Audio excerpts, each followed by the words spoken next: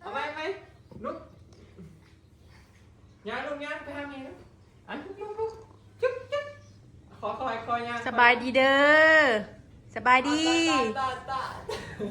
สบายดีปอกกับอลิสหน่อยเด้อสบายดียามสายพี่น้องลุกมาปอมาพาจับยางจิ๊บยังโอ้แหลมยางไปคุณยางคุณ ไพ่มาลิสยังลาว มาลาอยู่นี่นะฮะอันประกวดนางงามน่ะดิ ใส่นะไม่หมวกนะใส่มึงดูใส่ด้วยหมวกนะไว้ใส่หมวกอะไรใส่ชุดหมวกให้ไม่ถามเบิ้งไว้ลิศใส่หมวกให้ไม่ถามมาลาเบิ้งเร็วถามทุกมาแต่ใช้ผูนควักอีกได้บ้านเชี่ยว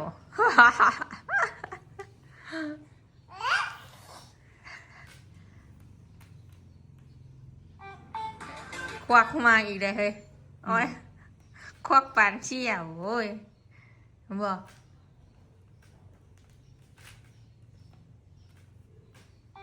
โง่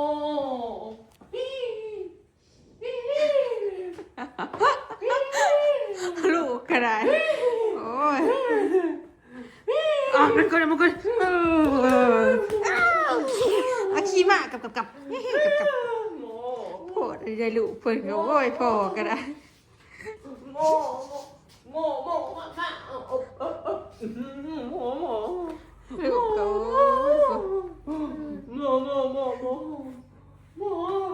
ขับเฉยโอ้ยอย่ารีดนะพี่น้องมาขี่หลังระวังลูกตกด้วยอย่าขึ้นสูงนะจ๊ะนะหนีบลงเนี่ยข้านไปพอมาอย่าเห็ดสูงเอาลงหัวเข่านะเหมือนกอดข้ากอดเอวเห็นไหมตีดปั่นกับกูโบลงเลยไหมปฏิญาเอาขึ้นไหมจ๊ะอาเคียมโบไปขึ้นเลยเอาขึ้นลังขี่ลังโบเร็วๆให้เห็ดกับให้เห็ดกับให้เห็ดกับผู โมแข็งเด้อนี่เนาะนอนมือละเถื่อพี่น้องกลางเวรนะปกติบ่เด็กน้อยซ้ำนี่นะนอนเที่ยงแต่ว่าตื่นประมาณ2 โมง 3 โมงพุ่นแหละตื่น2 โมงเพิ่นนอนตอนเที่ยงเอาลงมานี่นอน11 โมงเถื่อกะบางมื้อก็นอน2 มื้อเถื่อนอน2 เถื่อนอนช่วง 4-5 โมงแรง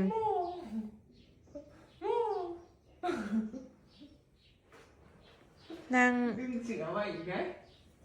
บ่อยากนอนนะเพิ่นกระจอบมาลินน้ำหนองแต่ดึกๆมาเข้าโรงเรียนบ่สบายดีก่อนสบายดีอลิสได้อลิสสบายดีลูกสบายดีสบายดีนอนกับบ่นอนนี่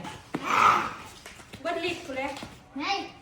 ไป เที่ยงพุ่นแหละ ไป ผมเองนอนบ่ได้ผมเองบ่ได้อยากนอนมื้อละเทื่อแบบนี้ชั่วโมงครึ่งนั่นคุมจนเมื่อยแล้วก็บ่นอนปั่นจับปูซื้อกระด้งเดี๋ยวนี้นะ ไปป้าเลย สบายดีเด้อพี่น้อง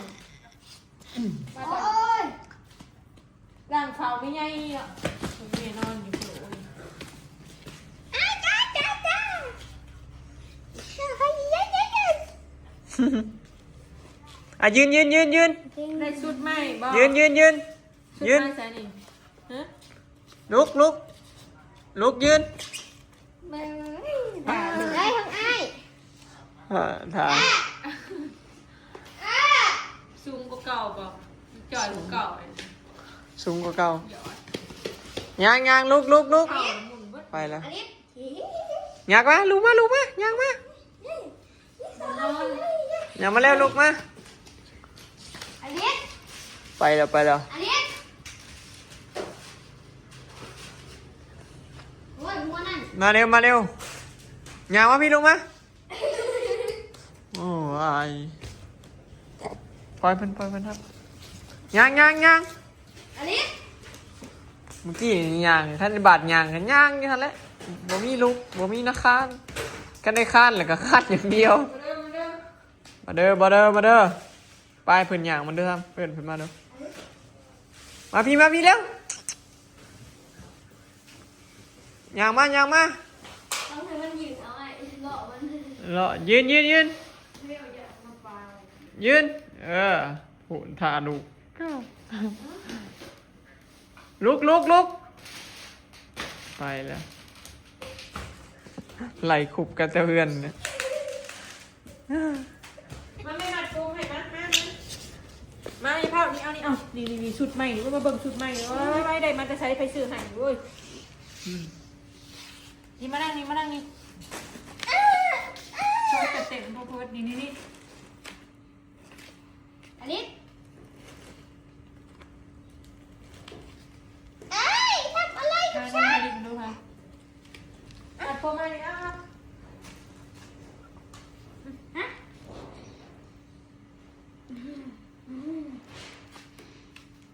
เฮ้ยเอ๊ะติ๊บหยุดนี่คือการปั้นเห็ดนี่กับหัวเฮา ว้าว ลูกผมยาวนะเด้ ไปแล้วสาวผมจอกเสือแดง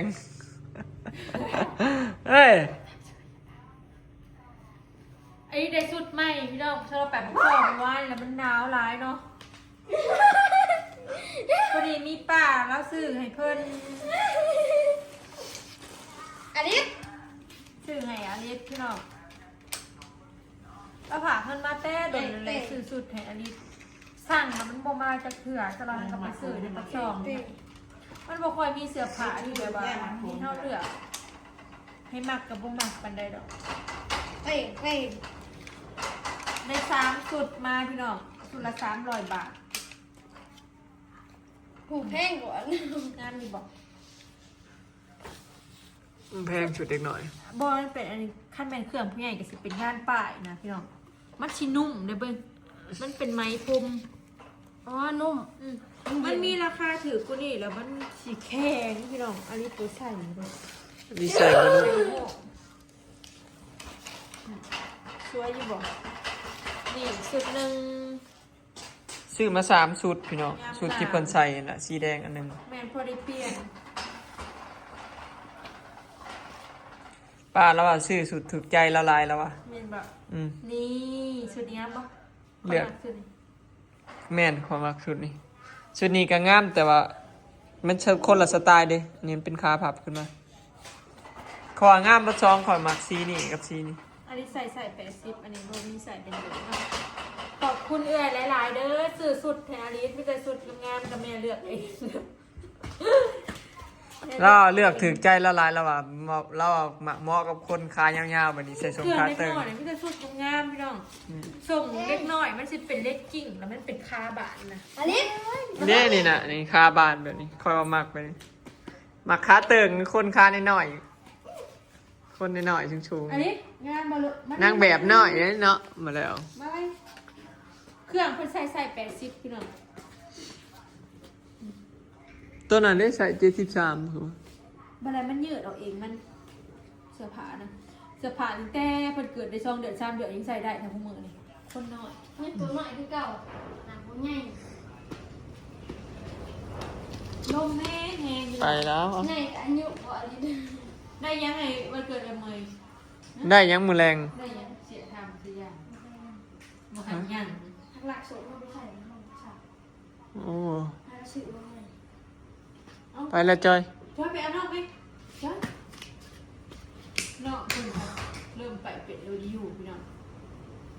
ขมักสุดในลายเลยสิไปสักไว้ทำแรง มือแรงวันเกิดน้องเมยเนาะพี่น้อง บอยกับมีแนวเสื้อผ้าว่าสิห่อใบตองใส่สไลด์กับแผบให้เพิ่นนั่นแหละพอเพิ่นซักผ้าดู จอยยังเสื้อผ้าเมื่อยโตก็เอาครีมนวดติยาสระผม ชุดงามสอง เอาพรเป็นพรไหน มันนุ่มโบเยะโบหอดโบเอียง ไปอีกแล้วอยู่ล่อมาลุ้นนะจอย พระเจ้าบอกว่าปีนี้ชินาวลายพี่น้อง หนาวหึง พอได้มาเปลี่ยนกันพอดีไปซื้อมาขึ้น หาซื้อยากพี่น้องเสื้อผ้าที่งามๆอะของเด็กบ้านเฮาบ่ค่อยมี เจ้าขายออนไลน์หรืออะไรเพราะว่า หน้าห้านบ่จะมี เขาอยากเลือกเองนะประมาณนั้นอยากเลือกจากบ้านเพราะฉะนั้นมันจะสั่งออนไลน์เราสุดเผิงหน่อยชี้หรือฝาชี้เรือเลยอันนี้กดใส่มันใหญ่ หนาพด มันใหญ่มันหนามันหนักก็นัดโบใส่แบบหอม ไป เป็นสูตรมาเชียร์มัน ไปซ้ายนะ ในลายชุดนานๆก็ได้สั่งมันนาวลายที่บ่มีเสื้ออุ่นนุ่งอุ่นมีแต่ใส่เสื้อแค่ย่าเลยใส่เสื้อแค่สั้นผับ ให้เสื้อซ่อนช่องโต จะคิวเพื่อน นี่พี่น้องได้เบิ่งผู้สาวสูงขาตึงเหินได้ไปแล้วไปแล้ว ผมเมื่อยเอาแต่ว่า มา มาบิลิตโอ้ยิ้มอ้าย เช้าวันจุก สามอัดจุกเหินน่ะอ้ายผู้ดึงเสือกลามครึ่งวัวนะจอยนายหอยจอยอ้ายอ้ายอ้าย ใช่ไปใช่ สาวจุกมึงในความดื้อว้าย ว้าย จอดเลย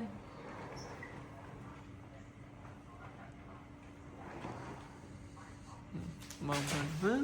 น้ำหนาวหรือวะ พูด ไปวันเด็กนะ มันไปบ่ได้หาย นั่งเล่นมันเล่นเลยครับก็หมด หาย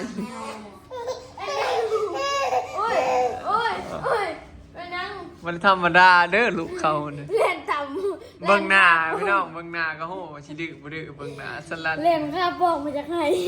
เบิ้งสีดังนะเบิ้งกลุ่มโจกกลุ่มสาวนี่เบิ้งอุ้ย มันอยากหายไง หักเลยลูก ขี่รถก็ มันอยากหาย คือบนลูกแม่นเลย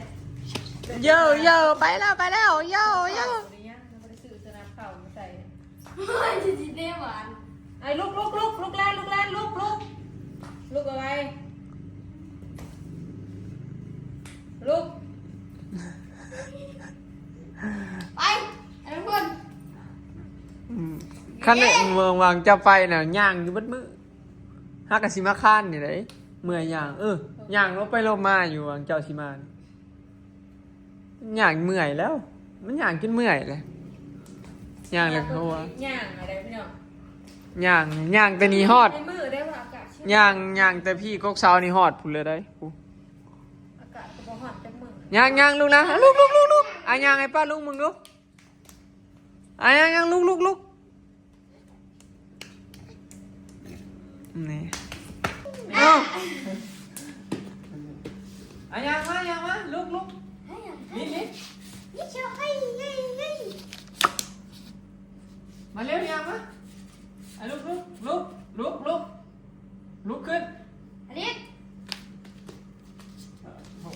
อ่ะตึงอ่ะย่าง จัง เดินย่างเอง